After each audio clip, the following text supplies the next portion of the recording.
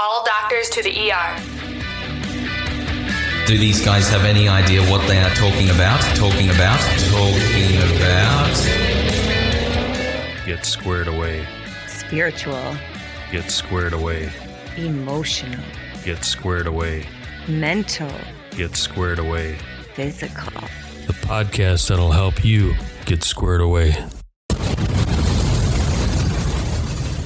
All right. We are here with Will Renke of Forged Media Relations. We are short a man. Martin was not able to attend tonight, so I'm going to have to Lone Ranger this shit, but I think it'll be all right.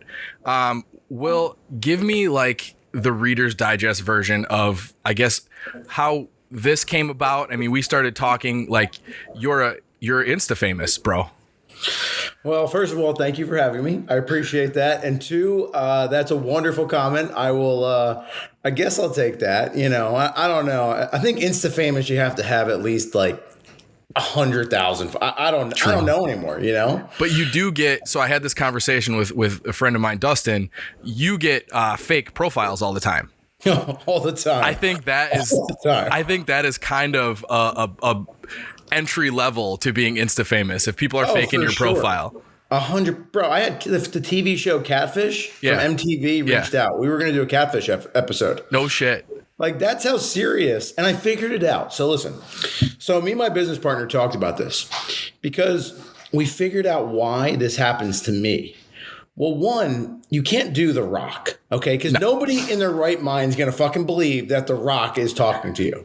So that's like, you know, off the line. So you got to get rid of A-list celebrities. You get rid of B-list, C-list. And if you go all the way down to like, you know, F-list, which would be my category, you know, then it's believable. Because people are like, wait a minute. He does really cool stuff.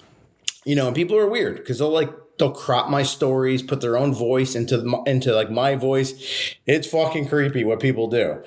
So it's believable. But then, you know, when they start doing a little fact checking and Googling, it kind of comes to light.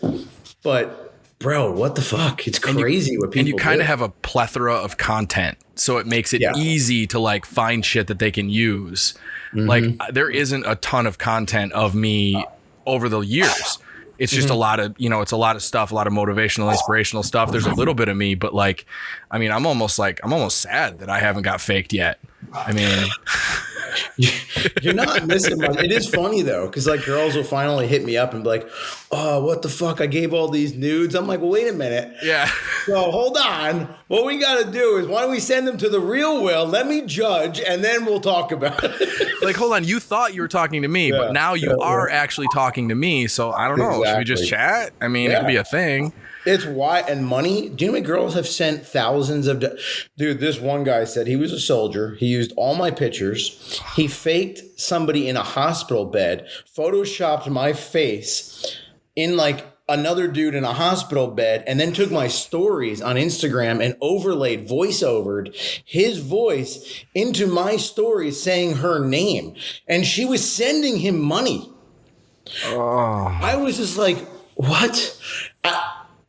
Wild, like totally wild. But yeah, I mean, legitimately, I mean, there is a TV show about it, but like it's a thing where it's like you could legitimately make a TV show just episode after episode after episode about that shit.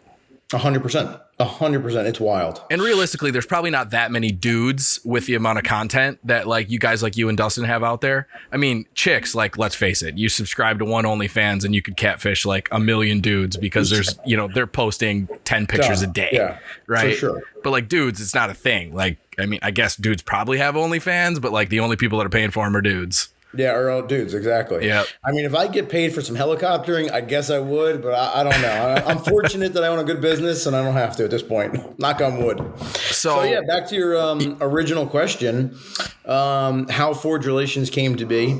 I actually started in the construction industry. I'm very fortunate to say I've never, ever worked for anyone in my life. I've never, at 37 years old, I've never been an employee. Started my first company at 18.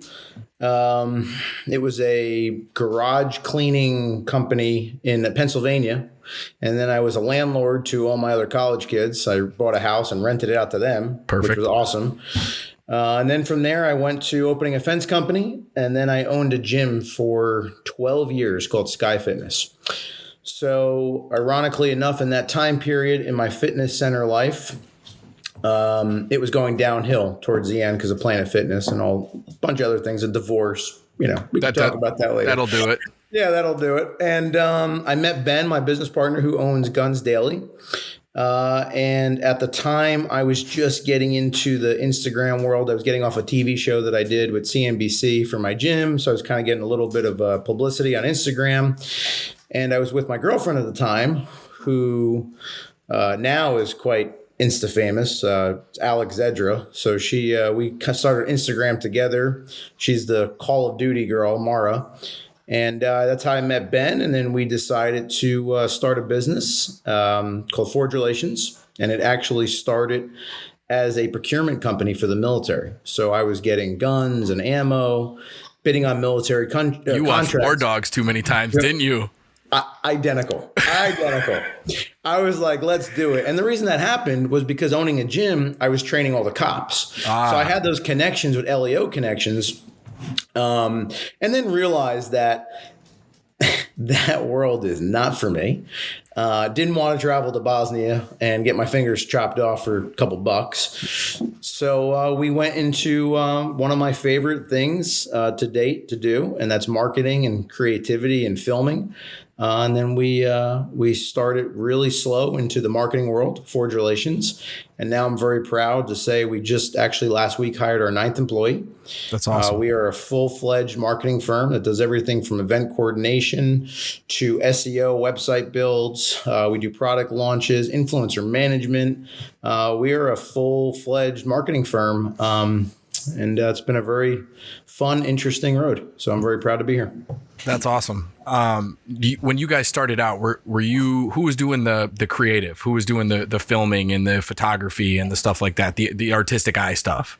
So Ben always was the technical side of capturing my creativity. Gotcha. So I would always be the storyboard, because I mean, back in the day, at Instagram, photos were king. You didn't have to do videos and all this. So you just had to kind of be creative with your photos and all that. And companies would come to us and say, here's a gun, go do some cool shit with it. We were very niche in the firearms world. Yeah. So we really focused very hard in that one industry for many, many years. And still to this day, I feel, we're one of the top firms in the firearms industry for that. So Ben was always the photographer, videographer, and then we started outgrowing his skills, and we needed him on other aspects of our company and started outsourcing and hiring internally. Yeah. Did you find it hard to get out of that kind of pigeonhole when you wanted to start doing more other than gun stuff? Yes, that was a very tricky situation. And that's where the salesman comes into me because, a client actually it was weird because our first real big transition out of the firearms industry was political. Really? Yes. So that was a very interesting. And of course, it was for the former president. We were very fortunate that we got to work with a company that made all his Make America Great Again hats. Gotcha. So Ben and I did the original hat campaigns. And we got to work with that company. And the first thing they said to us was like, okay, perfect. We like what you're saying, what you're talking about, but show us what you've done. And I was like, oh shit. Well, yeah, I'm not going to send you a bunch of videos of people shooting guns and this cool transit because they don't care. Yeah. So what we had to do was essentially, take a couple of steps back and say, listen, here's the situation. This is what we've done. You're either going to believe in me or not. So let me do the first month or whatever for free. Let me, build to you, show you what I'm capable of. But in doing that, it was the best thing we could ever done because it was building our portfolio. Yeah. So yes, we were taking a hit financially, but this was a long-term game So it didn't, 1 month, 2 months of income, who gave a shit? Yeah. We'd make it up 100 times over. And we had to do that consistently because we moved into industries, and thank God we did. We are not just stuck in the firearms world as a lot of companies are that were, or not maybe firearms, but just stayed on one particular niche instead of diversifying, their portfolio per se internally. And when you move into I know a lot of the aspects of the marketing is similar, but I mean, that's a totally different customer base that you're speaking to. How do you what does it look like when you guys go in and try to figure out how to capitalize on a totally new customer base? Perfect. Great question. I'll actually give you one today. We just had a meeting today with a women's jewelry line. So yeah, we are that far out there. So with that being said, as I was talking to the owner this morning, it's what we call step and repeat. The procedures of outreach, the distribution gathering, and the distribution procedures to get that content, whether it be marshmallows, guns, or watches, it's identical because the systems and the platforms to where you're actually taking that content and putting it out, you have to be, has to be a dialed in machine to make sure you're optimizing everything that you do. So the only real difference is who's your audience, how are you getting your audience, and then making sure that those channels in those platforms are geared directly towards that audience. So that's your only dialing in that you have to do. So once you have that platform built, the foundation built, you're just putting different colors on the wall, essentially. Yeah. And so it's not as hard as you would think. Is there a lot of testing in the beginning as to what works with that new customer base and what doesn't? Yes. So we have dedicated account managers, and they sit in our office and they do two main things. Their job is to be in contact with what we have another employee called influencer outreach. So what happens is in that realm, they do two things. They find the proper influencers that meet the product, okay? And then we have to make sure we do all A to B testing with the ad buys from Facebook to Instagram and go back and look at the internal analytics and see which one is performing. So instead of, we tell a lot of clients, Facebook is wonderful, okay? Facebook is great for just straight up ad buys. Wonderful, wonderful thing. So is Google, but AdWords take forever and it's very expensive and it's a very long-term play. Yeah. But Facebook is more direct. So what happens is, along with finding these proper influencers to do the distribution, the A/B testing, we go and instead of spending a buttload of money, just put a little bit. And what we do is we spend a little bit here and spend a lot on the influencers. Now that budget could be the same. And then what happens is once we start dialing in that little bit, so if we're looking at and doing 3 test subjects, age, demographics, age on Facebook, and we're seeing which one performs the best, which one, is performing cost to acquire each customer. What we're going to do is dial in those influencers on a big scale and do the ad buy here. And what happens over the months, it starts to do this. The influencer budget starts to shrink because what happened is now we know we're dialed in on the ad spend. So we can go direct to the customer without having the influencer. So you have to have the best of both worlds. And that's how, because it's so hard in the beginning with a new client, it's selling air. Yeah. You could tell me, hey, I got a t-shirt and I want to spend $1 million, sell $1 million of them. And any marketing firm in the world can tell you this game plan, tell you this whole grand thing. They can't guarantee you shit. Yeah. There's no way. So what we've always been really good at is, one, keeping track of all data, being very, very analytical and making sure that every previous performance and everything that we do, we always look at that data and we put it into that database so we can take educated guesses. And even that is not guaranteed because with algorithms and God knows what else happens anymore, shit changes constantly. Yeah. So what does your upbringing look like that you ended up, you have the selling air personality, right? Like mm-hmm. you do. And I'm in sales too. It's, mm-hmm. We see each other, right? Mm-hmm. What did your upbringing look like that developed that? It was the I have no choice but to succeed situation. I always put myself in situations to where I, never said no to anything. No opportunity would I ever say no to. Meaning I might not have any fucking clue how to do it. But in that time, in that moment in my life, and if I was standing next to someone and said, can you do it? My answer was always yes. And I would pretend like I knew what the fuck I was talking about, and I would go do it. So that mentality has always stayed with me because it forced me to be a man of my word.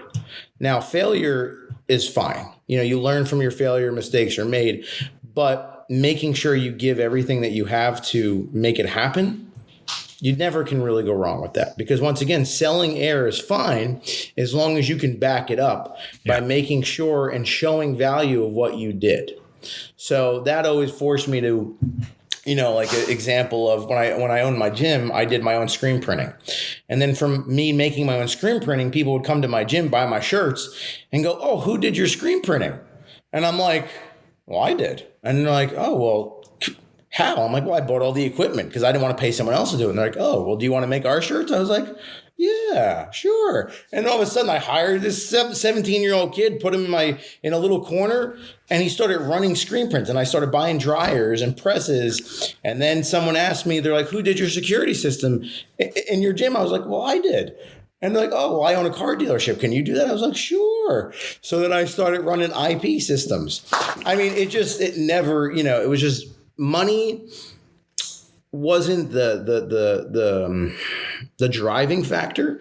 It was the factor to always accomplish something that it wasn't my comfort zone. And then I made it my comfort zone, and it made me excited to do it.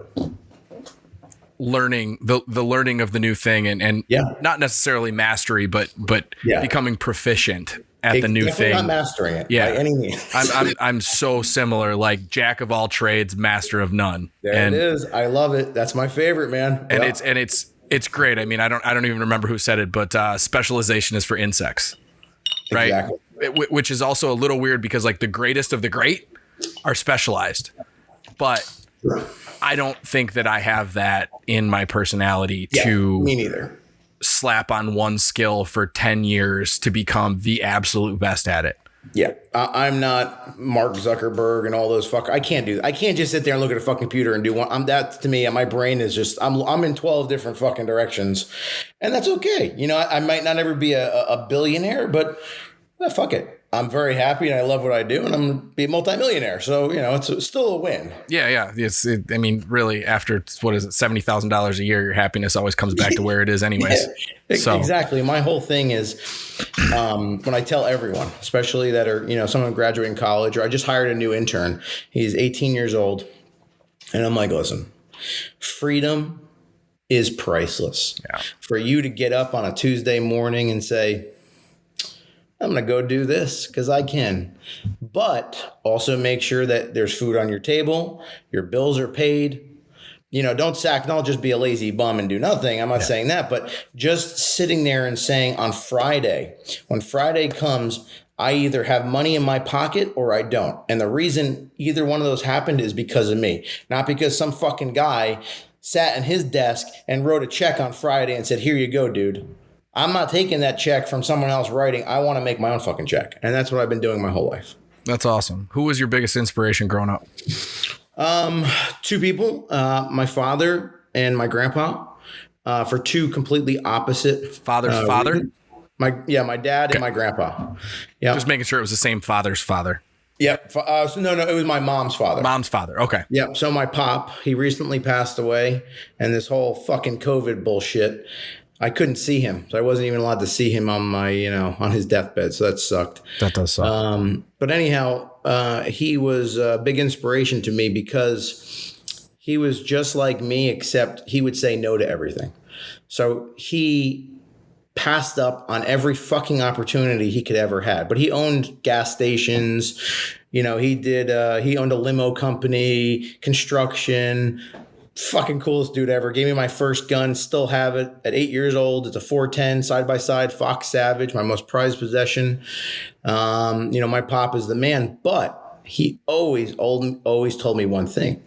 Don't ever be a shoulda, woulda, coulda kind of guy. He always told me those stories that when he was in the limo driving this CEO, the CEO said, Joe, I love your personality. Why don't you come do this? I got this opportunity. You go, oh, no, I can't do that. Or, at a gas station, Joe, there's a property for sale. Go buy it. No, I don't want to do that. He always passed on everything. And I always told myself I'll never fucking pass on opportunities that come my way. And my dad was just a hardworking hand. He said when I worked for him, so he owned a general construction company, or he was a general contractor. And then he went into, he was pretty big at one point in New York City. He was in commercial real estate.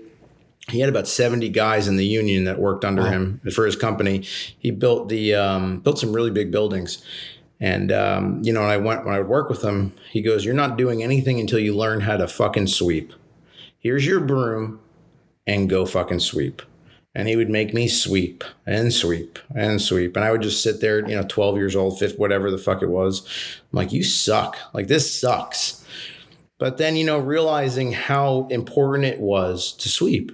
And to this day, that always sticks with me because the sweeping part was irrelevant.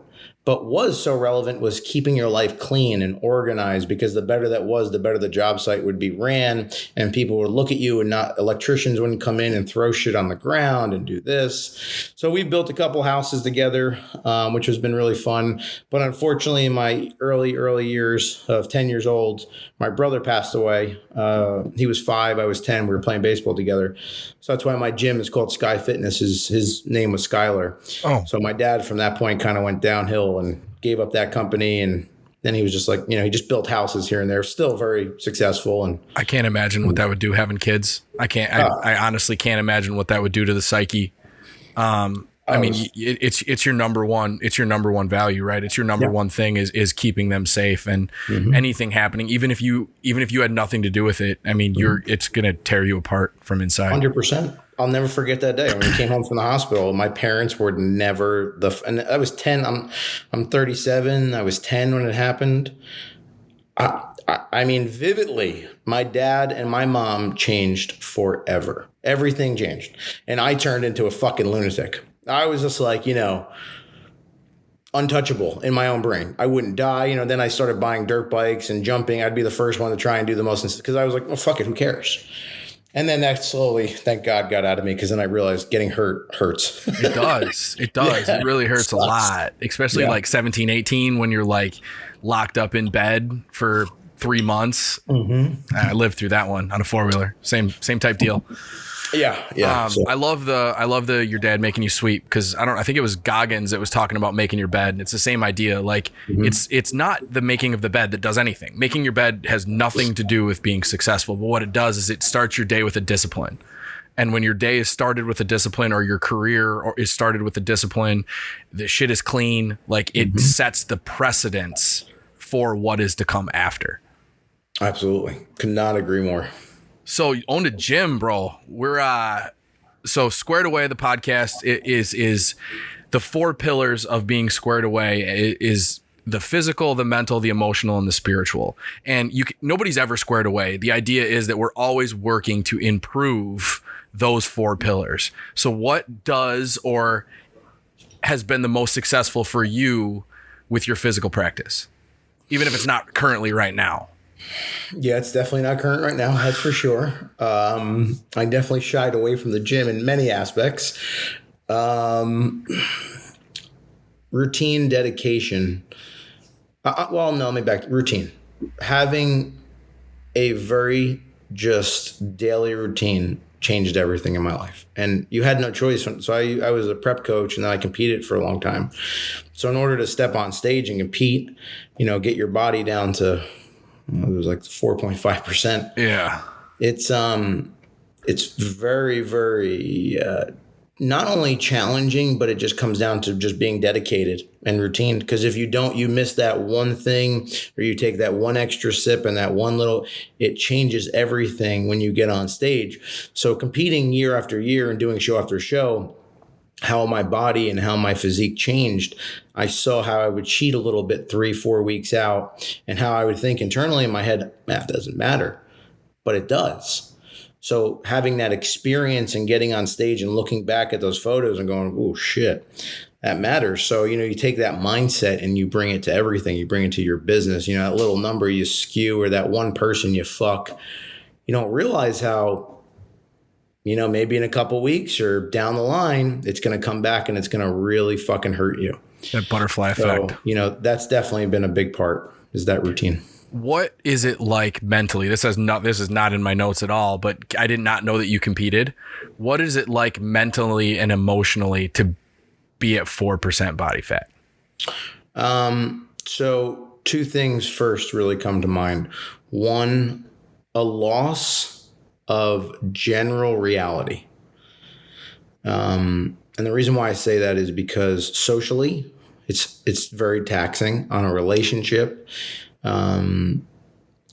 It's very physically demanding, and you're not who you are, because mentally you're so depleted, and your mind is so focused, and you're so fucking just zoned in on this image of yourself. It's like, I remember walking around in the mall and I would see reflections, and I was so fucking delusional that I would just stop and stare at myself at every single thing and flex. It was such a psychological fuck that people would be talking to me and I'd be looking right through them, just thinking about, oh man, I get to eat in 20 minutes, or, oh man, I should probably flex a little bit harder, or I got to do this. And I was training 3 times a day, and then bringing that into, having a relationship. Alex was competing at the time.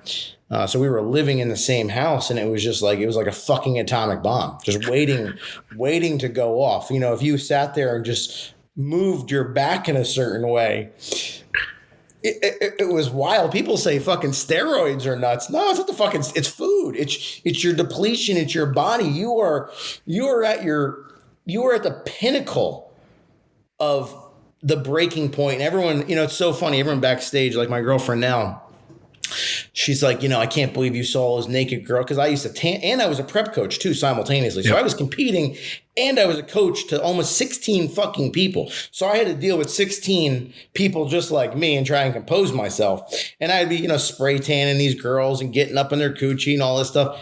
I didn't give a fuck. Like, I tried to explain to these people, you're backstage. No one cares about sex or anything. Nothing matters. You're so your brain is destroyed. And the worst part is you're always fucked. Like, I have very bad body dysmorphia to this day. Yeah. It's very, very bad. It fucks with you. Not only does it fuck with your metabolism, your hormones, the drugs, but the psychological aspect of never being self-confident, never being okay with who you are unless it's somewhere in that realm. It's very, very fucked up. Yeah, and I mean, you're at 4% body fat. You're not thinking about sex at all. Like, there's no fucking hormones left in your body at all. Zero. Other than what you've put in there. Yeah, exactly. They're gone. That's another thing. The amount of added injectables, where that's come in the last few years. I have a friend who competed, and one day he was legitimately just out, like, running on the soccer field. I'm like, what are you doing? He's like, dude, I have so much. And he's listed off this fucking list of stuff that I've never even heard of. And I'm just like, dude, you're 21 years old. Like, that's going to fuck you for a very long time. Very long time. I mean, I have no problem talking about it. Like, when I did it, I was always the guy that less was more. I never really, for one, I didn't really want to go down that road of just getting massive. So I did men's physique. So thankfully I didn't have to go like, too crazy. So I would run tests. I would run, different blends of tests. And then I did some D-ball and shit like that, Winstrol. But I would never, everybody started running these just super blends. And I was like, trend. Everybody would run trend. I'm like, no freaking way. I swear to God, half the people at the fucking gym run trend that they don't have no reason to. It's very bad. I don't like that drug. It's a very bad drug. Would never do it. And I'll never forget. I was at the Arnold, and I was doing something. I was with Frank McGrath. I don't know if you know a picture of Frank McGrath. He's a pro bodybuilder. He's like 6'4". And I asked him, I was like, man, look at my physique. What can I do? He goes, triple everything. And I was like, okay. No, I'm not. That's all he said to me. Yeah, no, and it's, I can't even, I have not partaken. And when I get to a certain age and my test levels get to a certain level, I will. I'll health span is more important to me than lifespan. So if I cut 5-7 years off the end, but it's a way better for the next 40, fine, whatever. I don't care. 100%. Yep. But I see guys, especially power lifters, who trained on massive amounts of things, especially things like tren, and the amount of power that it gave them, and they're never able to get there again, because maybe it's because they can't, or maybe it's really just because in their mind that was what got them there, and they're not going to put the amount of effort in afterwards. 100%. They think it's the easier road, and it's not. And you tell these new kids, they think they're just going to do this shit and just. I'm like, you can do all the steroids you want, but if you're not putting the work in, you're just, you're pissing it away for the most part. Yeah. Yeah. Like now I haven't, let's see it's been 6 years since I did a last show, and I haven't done anything except I run once a month, 200 milligrams, just because at 37 years old, I try and keep my test levels normal. Yeah. And like I said, it's really how I feel now. I'm so used to that. It's, there's days I'm like, oh, I should probably get my levels up a little bit, but it's all doctor prescribed now. It's all, just go to Walmart. Literally you can buy the shit at Walmart. Yeah. It's crazy. Yeah. I run my levels every few years, and I'm still I'm 37 also, and I'm still okay. Like I'm still 650, 700. So that's good. I'm all right. That's really good. But I can tell days that are low. Definitely can tell days that are low. Yeah. Okay. So mental, when you need to learn something new, what is your go-to media? Books, audiobooks, YouTube. How are you going to learn something other than just getting your fucking hands dirty? Right. Typically it's always usually trying to get my hands dirty. With a guide of YouTube or any type of visual aid so typically I'm a phone call guy. So I've been very fortunate in my life that I've built a really good network of other, great individuals that I can typically call someone that I know that works in that realm of just something to give me personal advice. But usually I like to mentally try and just look at it, feel it, touch it, or whatever it may be. But I like to have my own thought process engaged in something that I have no idea. If it's a task that I closed my eyes, opened it, and said, do it, and it was out in left field, I want to just spend time engaging it on myself and make my own brain kind of look at it, because when I go to that person or I go to YouTube, I'm at least familiar and visually understanding what those parts are as I'm looking around. Whereas I've done it before to where, it's the best example I give everyone is, opening up a package and throwing the instructions away and taking all these parts. And it's like, you look at the box and it's supposed to look like this, but then you see just a bunch of scattered shit and you take the instructions and throw them away. So, that's what I always tell people, look at it, take all the parts out, organize it yourself, whatever makes sense in your own mind, and then go back and open it up and start looking, at the instructions. So I definitely say it's my own mental layout and then visual learning.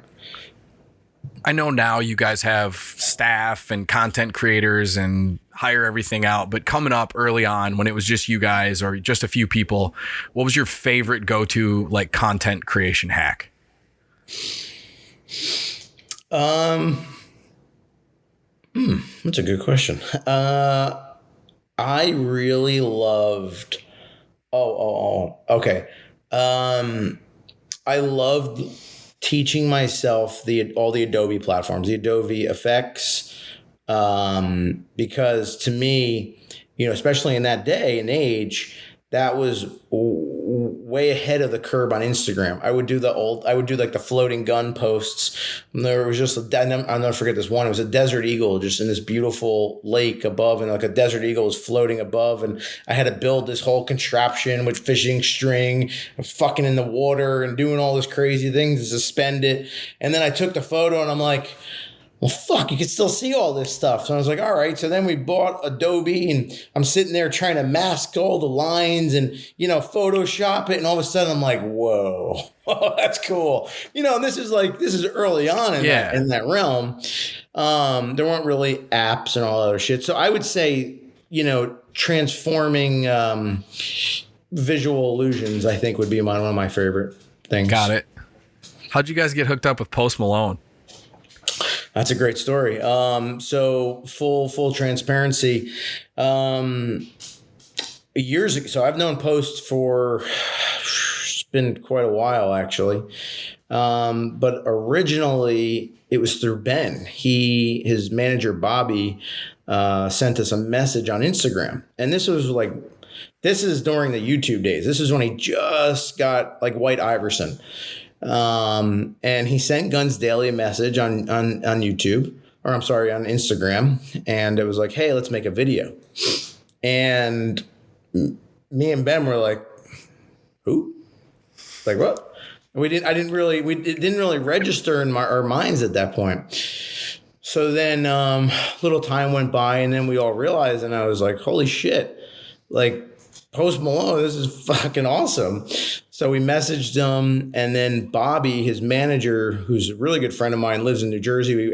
We grew up to like an hour away from each other. So it was just like instant fucking connection.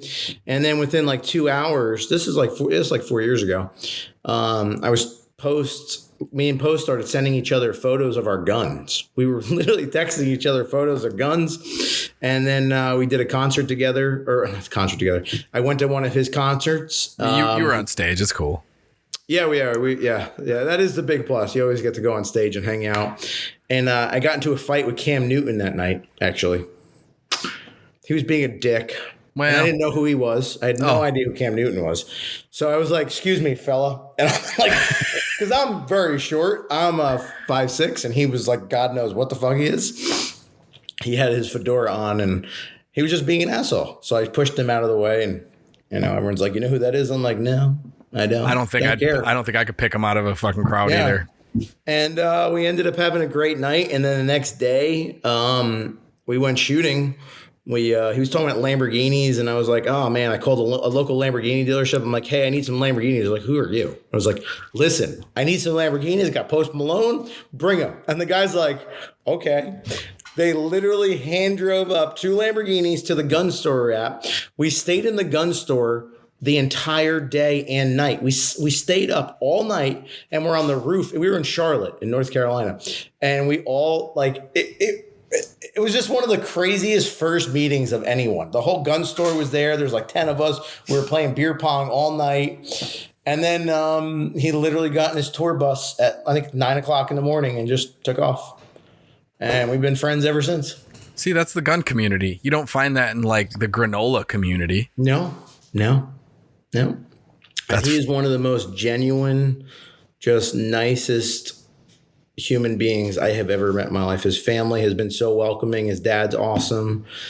I was actually rich. They just sent me a bunch of shirts from his new company called Trading Post Apparel. I'm going out to LA tomorrow. I'm going out to LA on Saturday to go shoot with Terran Tactical.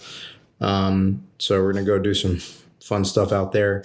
But he's just a very giving, generous, one of the nicest celebrities I've ever seen to fans. We've been at lunch, and we were eating lunch one time, and people were coming up to him and like mid-bite, he'd stop and sign things. I'm just like, wow, and his mom is just they're just wonderful. He's a wonderful person. I mean, there's just, if anybody I could ever say, hey, let's just go hang out and have a beer and talk, he's that guy. Like any one of my friends, you forget that he's Post Malone within seconds. And it seems like that even when you see him. I mean, no matter what you've seen him on, it seems like that. It seems like he's just 100% genuine. Mm-hmm. Yep. And he loves cool shit. and We're talking artistic aliens and artistic ghost as hunting. fuck. Like just the way that he talks about things and the way that he sees things. I mean, he redid frickin' Brad Paisley's "I'm Gonna Miss Her," right? Like, and it was awesome. Like, I think even Brad Paisley tweeted like, Post Malone might have done it better than me. Yeah. Like, Yeah. just out of nowhere. It's phenomenal. So I'm very happy and fortunate to call him a friend and be, I was just excited to see my hat in the background when he was fucking chugging beer out of a shoe. That was just that was a highlight of me. Yep, that is true. And this shirt. This was actually the same shirt. Yeah. That's Funny. so funny. It's a little tighter now, but yeah. Well, you just gotta keep a few sizes. I'm not gonna say that I've gone a few sizes both ways in my shirts. What do you think? Not the best failure, but the failure that you've learned the most from.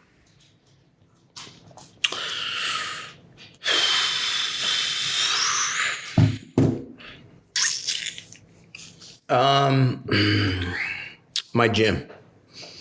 And that was because I let another company dictate the way I ran my business. I let another industry or another competitor put thoughts into my own mind to make me change what I was doing. So my failure in that was I should have stayed my course. I had a vision, I had a belief, and I was doing something very, very good.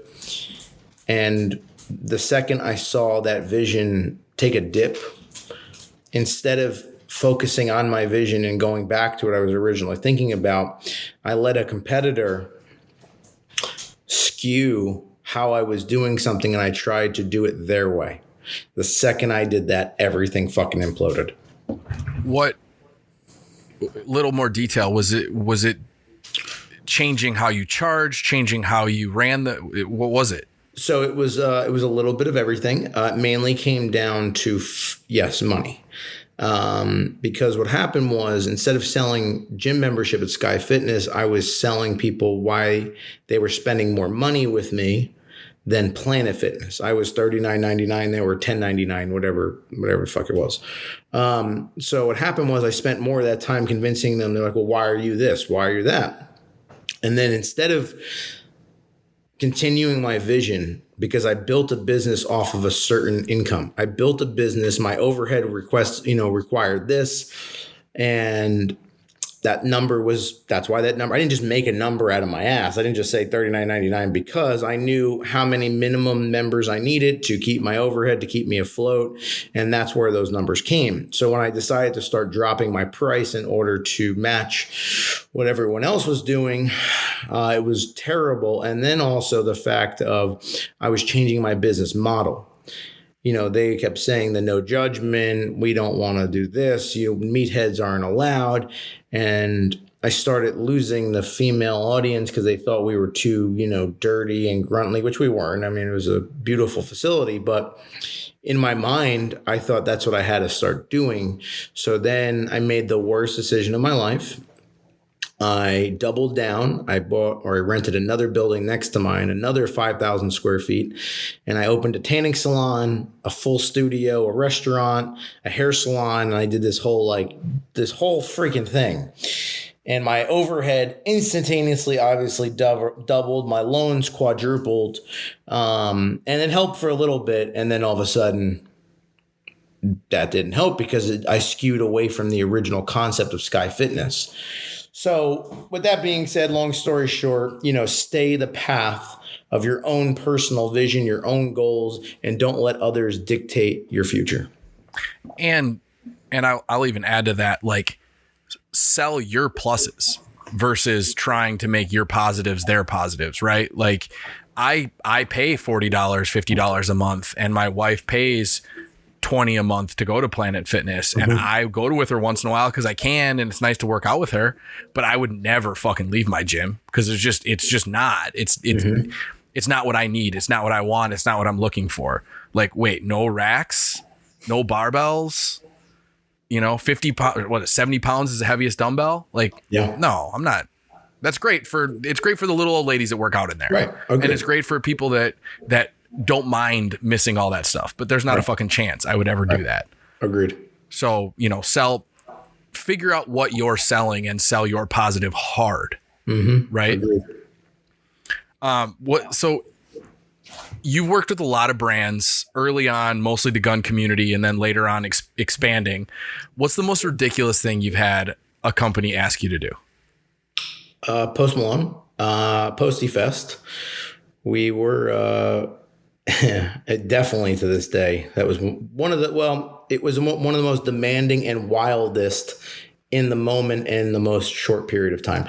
So Postiefest, and ironically enough, it just got announced today that it is back on in October. So I'm very excited about that. So we did the second Postiefest, and in a conversation, they said, "Hey, we need monster trucks." And I was like, "I can get you monster trucks. I got it. Listen to me." This stays between us because no one's listening. No, nobody's going to hear this. No one's going to hear this. I had no fucking clue who, where, and what to get a monster truck. But you better believe in that conversation, in that meeting with all those people, the second that phone hung up, I was going to get fucking monster trucks. If I had to go out and build some shit and go build a monster truck, I would have built it. So, getting a monster truck, and then they ended up wanting 2 monster trucks. So I got them 2 and then wrapping them. So I was known as in the Postiefest world, and I'm the guy that can go get stuff. And I love that in all realms of, I think I kind of stand out in a lot of realms. Yeah, exactly. So it was that. And then also, I think the most critical part was the day of the festival. Me and Ben were there, and Lewis, who's a creative director, was there. He goes, "Oh my God, all the So I ended up doing that. I brought in smash cars. I did all the vinyl, these like 100-foot vinyl stickers in AT&T Stadium, put them on the ground. I had a custom made sword in a stone made out of plaster. I had no fucking clue to find these things. But I will say that did lead into another venture of event coordination. I will say from doing that with Postiefest, we now own quite a substantial event coordination company. But that day, they're like, wow, all the convention stands are done wrong. There was like 78 of them. And Lewis looked at me and he goes, "Can you get these redone?" I'm like, wait, like they were literally 2x4 vinyl signs. And I'm like, "What do you mean?" He's like, I want them redone. I don't like these. And I was like, "Okay, I got you, man." This day of? Jeff. Mm-hmm. We ripped them. Me and Ben were on ladders. We took down all the signs. We put them on a trailer, drove them 3 hours away. My vinyl guy in Texas, who's a good friend of mine now, stayed up all night with his crew, reprinted everything. There was no sleep, drove it back down to Dallas. They handed it off to me and Ben. Me and Ben were up there with fucking screw guns, screwing up the last panel as literally thousands of people, the gates open, we're screwing in the last concession stand that says beer, Post Malone, as they just start flooding in. And I'm like, holy fuck. So that was, and then we had a great time. I mean, legitimately, like, that's what we're built for, right? Like, that's when we do our best work, is in that kind of pressure. Hell yeah. You know, I have owned a photo booth rental business, and a buddy of mine called me up. He's like, "Hey, there's these photo booth things that they're doing at weddings." And I'm like, "Oh, okay. Like, whatever." Mind you, if anybody wants to get in a business, anything that has to do with weddings, people give zero fucks what it costs. People don't care what weddings cost. Like, it's $700 for 3 hours for fucking to set up a photo booth and just stand there with it for 3 hours, $700. Anyways, so this is years ago. Yeah. And I'm like, okay, well, how are we going to do it? He's like, I don't know. I was like, all right, I'll build photo booths. Right. And so we had an event. First event, it was for a local hospital. We had to have 2 photo booths back to back, and it was like 800 people. And it was the same thing. The night before, I was legitimately like still gluing shit together, getting it ready. And hindsight, he didn't really do much of it, but he was so scared because I was already so balls deep into like how the thing would work that he was so nervous that after that event, he's like, I want out. And so I bought him out for like $1,000 or something, and then did that for, I mean, I finally just closed the domain, but realistically did it for like 6 years. Holy shit. But it was great. I mean, the first year we did like 50 events. fucking Like awesome. just driving to weddings, setting them up. People are having fun, right? Yeah. Like every once in a while you got to deal with a drunk asshole, but whatever, it's fine. Yeah. But all right, what would you say is the most fun or best used under $300 purchase you've made in the last year? I'm looking around my house. Right?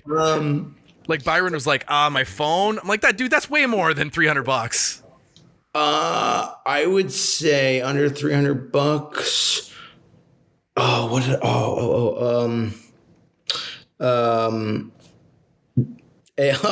A fucking. It was like $120. A bullhorn. This ginormous air bullhorn.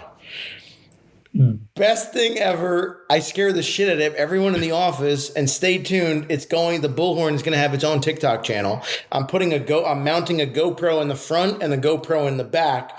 So I'm sneaking around corners with this special Bullhorn. That's like, it'll pop your fucking eardrums. So, Dude, that's got to be a huge bullhorn. It's massive. It's massive. Yeah. All right, so my Bullhorn. It was that's good. $150. I like that. Yep. So you guys have come a long ways. You are definitely successful at what you do. How do you stay motivated? Well, that's actually very easy. It's making sure that myself, my business partner, and our employees continue to have food on our table. That's a pretty damn good motivator because, if I slow down or I stop, that means someone that works in our office maybe doesn't have a job anymore. Or maybe I'm not going to pay my mortgage.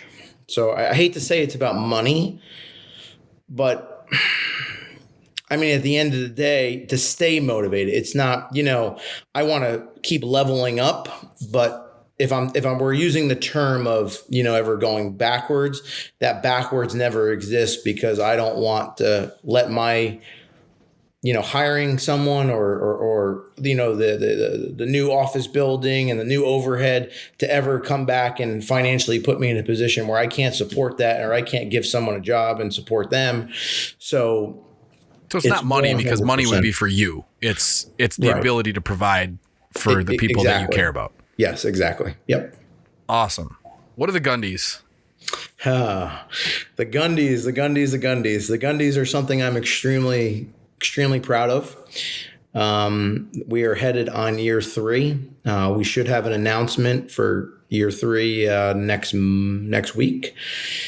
The Gundys is the firearms community's first ever award ceremony.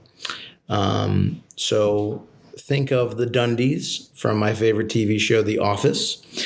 100% based off of that. If you've seen some of the Gundys skits where I got to dress up, we did the impersonating episode where me and Thea, my co-host, we got to play the episode where Jim impersonated Dwight. And then we did the one where Michael had to do his apology video. And my favorite thus far is the video where Will Ferrell takes over Michael's job and they do the farewell Gundys and they do the different skits. I did an entire skit about the gun community and I had big fake boobs and the whole works and great fun video. But so the Gundys is a online voting system where there's 15 categories, most improved influencer, best shooter, most influential female, best outdoorsman. So there's different categories. And then what happens is our internal panel, we nominate, not nominate, but we put individuals and influencers in these categories. So let's just say each category has 20, 30, 40 influencers. Once they're in that category, then the audience, the general public, goes to thegundys.com and they go into each category and they vote for what influencer they think should win that category. Well, what's fun about the Gundys is we didn't want to just do something just for influencers and have a party. We wanted to give back to the community. So the people voting are the ones actually winning. Not only was the grand prize last year for a super voter, he super cool kid. He had a great time. We flew him out to Texas. He got hammered. hammered. So we flew him out. He actually was on stage with me during the live stream, and he did a category with me. He just got out of the Navy. But anyhow, every category is sponsored by a company, and every category has a prize. Like SIG was giving away guns, Microtech gave away a bunch of knives, Diamondback covers gave away a cover. And if you vote within that category, you have a chance to win all those prizes. So they're pretty serious prizes. Yeah. And it's not like you got to put money. There's no money. There's no nothing. This is just straight up for fun. So it's a red carpet event with paper plates, and it's like the Oscars except in our fucking world. That's So awesome. that is what I is. love it. I've seen it come up and come through a lot of your stuff, and I never really looked into it because I like the community. I enjoy the community. I follow a lot of people in the community, but I'm not a content creator in the community. So I was just like, oh, it looks cool. So I'm glad I got to ask you for right out of the horse's mouth to see what it is. Yeah, it's fun. Well, this year you're going to have to make it. We're doing it in Texas again. So if you want to come out, I'd love to have you. We're in Texas. We're going to do it in Drive Tanks again. So we're going to have a party at Chacho, like a pre-announcement party. And then the actual event range day. So a little bit about the Gundys. So the Gundys itself is a range day during the day. So last year we did it at a facility called Drive Tanks. So during the day we had, guns, machine guns, tanks brought out, influencers were doing safari rides, and companies having a great time. And then at night, the whole thing was live streamed. So the audience at home could watch the entire thing. Me and Brandon Herrera, known as the AK guy, he was my co-host. So this year we're going to do it there one more year. And, you're more than welcome to come. Have a great time. It's a lot of fun. I'll pull a Will right here. I'll be there. Perfect. I'll be there. Yes. Perfect. Yes. The answer is yes. It's always Perfect. yes. I love it. Anything else you want to cover before we wrap, man? No, I think, if anything, definitely looking forward to the future. I'm looking forward to a lot of, big things to come. Our next venture coming up is going to be during the NRA show. We were hired to do an event for Primary Arms. So we will be out September 2nd in Houston. We'll be in Houston at an event. It's going to be cowboy themed. So I'm doing a cowboy themed duel. We're going to have some horseback riding, some machine guns, and just good old fashioned American fun. So yeah, that's about it. Favorite gun you ever shot? Oh man. Probably a Modus off of a mini tank off of a little bird. Mini bird off of yeah. Got it. Yeah. All right. Thanks, man. Of course. Thank you. Appreciate it. Everybody have a good rest of the day.